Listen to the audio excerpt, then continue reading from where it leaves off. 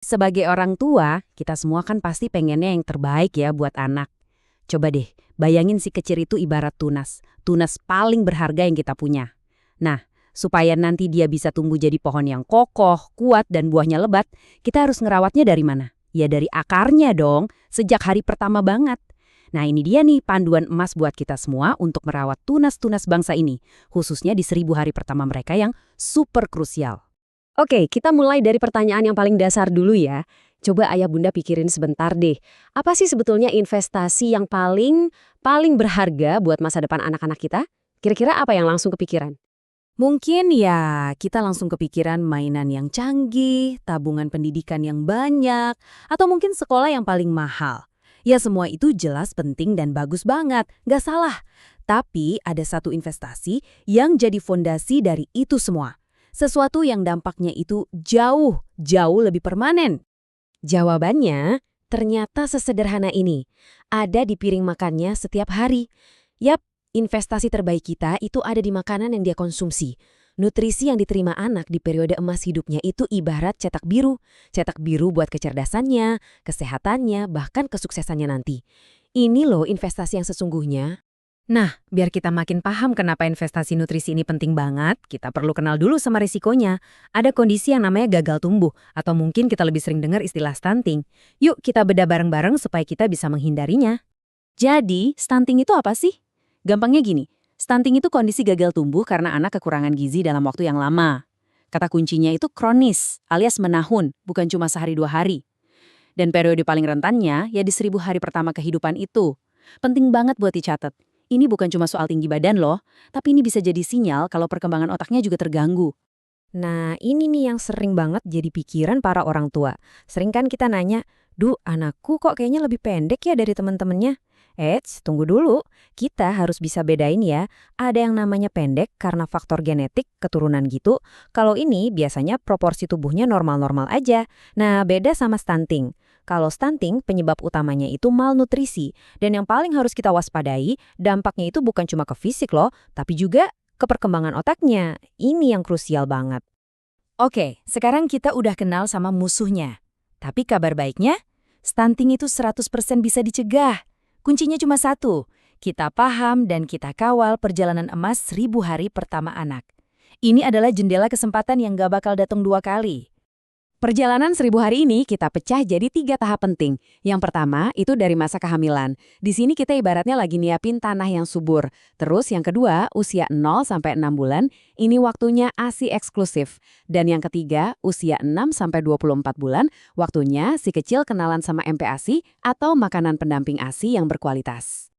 Ingat ya, investasi ini dimulai bahkan jauh sebelum si kecil lahir. Buat para calon ibu, tubuh kita ini adalah rumah pertama buat si tunas. Jadi pastiin asupan gizinya seimbang dan jangan pernah skip tablet tambah darah ya. Minimal banget 90 tablet selama hamil. Ini penting banget buat mencegah anemia yang bisa jadi pintu masuk ke resiko stunting. Pas si kecil lahir, selama 6 bulan pertama hidupnya, dia cuma butuh satu hal aja. ASI. Udah, itu aja. ASI eksklusif itu nutrisi paling sempurna yang emang udah dirancang khusus buat dia. Ini fondasi imunitas dan pertumbuhan yang bener-bener nggak bisa digantiin sama apapun. Begitu masuk usia 6 bulan, nah ini waktunya kita naik level nutrisinya.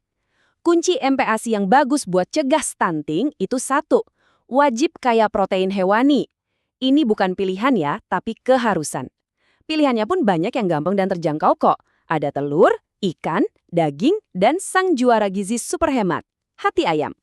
Oke, nutrisi dari dalam udah kita siapin. Sekarang, kita perlu bangun benteng perlindungan dari luar. Kenapa? Soalnya tunas yang bagus pun butuh lingkungan yang sehat biar nggak gampang kena penyakit. Tolong jangan sepelekan kunjungan rutin ke posyandu ya ayah bunda. Anggap aja posyandu itu dashboard atau panel kontrol pertumbuhan anak kita. Jadiin ini checklist wajib. 1. Timbang berat badannya. 2. Ukur tinggi badannya. Dan yang paling penting nomor 3. Pantau kurva pertumbuhannya. Kalau grafiknya mulai datar atau melandai, itu alarm. Langsung konsultasi sama petugas. Benteng perlindungan kedua adalah dari kuman penyakit. Kenapa ini penting? Gini, anak yang sering sakit-sakitan, energinya itu habis buat melawan infeksi, bukan buat tumbuh kembang. Jadi, pastiin imunisasi dasarnya lengkap ya. Jaga kebersihan tangan dan lingkungan, pastiin ada akses air bersih dan jamban yang sehat. Ini tuh sama pentingnya loh sama isi piringnya. Sekarang coba kita lihat gambaran besarnya. Apa yang kita taruh di piring si kecil hari ini, itu secara harfiah lagi ngebangun jalan tol menuju masa depannya. Ini bukan cuma kiasan loh, tapi ini fakta biologis. Coba lihat, di sini ada 2 jalur masa depan yang beda banget. Anak yang gizinya tercukupi, perkembangan otaknya optimal, dia jadi lebih gampang fokus belajar dan berprestasi di sekolah. Dewasanya pun lebih sehat. Sebaliknya, anak dengan riwayat stunting, risikonya itu gangguan kognitif, jadi susah konsentrasi, dan pas dewasa lebih gampang kena penyakit kayak diabetes dan obesitas. Ini adalah fakta yang ya mau nggak mau harus kita hadapi. Dampak stunting, terutama ke otak, itu sifatnya permanen. Sulit banget, bahkan bisa dibilang hampir nggak mungkin untuk diperbaiki kalau anak sudah lewat dari usia 2 tahun. Jendela emasnya sudah tertutup. Tapi, dan ini tapi yang paling besar dan paling penting. Walaupun susah diperbaiki, stunting itu 100% bisa dicegah. Kekuatannya ada di tangan kita, para orang tua. Kuncinya ada di tindakan kita hari ini, bukan menunggu besok. Saya paham, jadi orang tua itu pasti banyak banget khawatirnya. Itu normal banget kok. Nah, sekarang kita coba jawab beberapa pertanyaan yang paling sering nih muncul di kepala ayah dan bunda.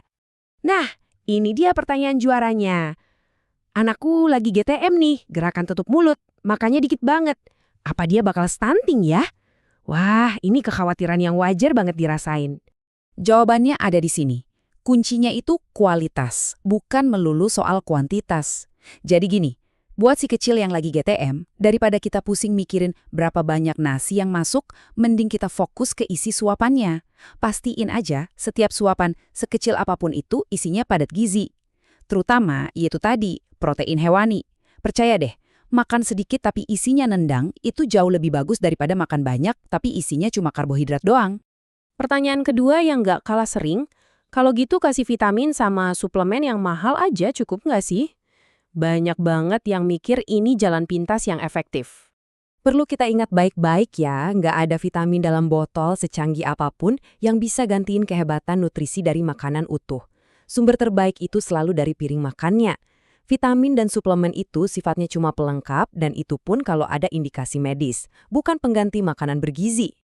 Jadi, kesimpulannya, piring makan anak kita hari ini itu bukan cuma buat ngisi perutnya yang lapar, itu adalah kanvas masa depannya.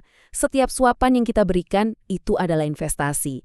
Investasi untuk membangun otaknya, menguatkan badannya, dan membuka pintu kesempatan yang lebih lebar untuknya di masa depan.